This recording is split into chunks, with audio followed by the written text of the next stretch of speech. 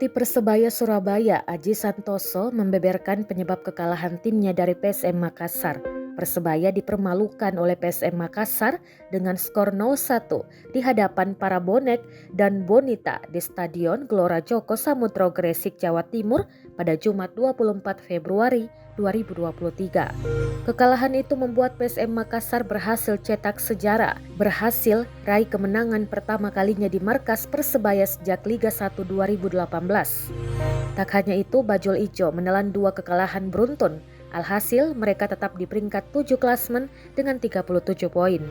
Aji Santoso mengatakan faktor pertama kekalahan timnya dari PSM Makassar karena tidak bisa memanfaatkan peluang yang ada. Lalu faktor kesalahan dilakukan pemain belakang gol PSM Makassar terjadi lewat gol bunuh diri Alwi Slamet.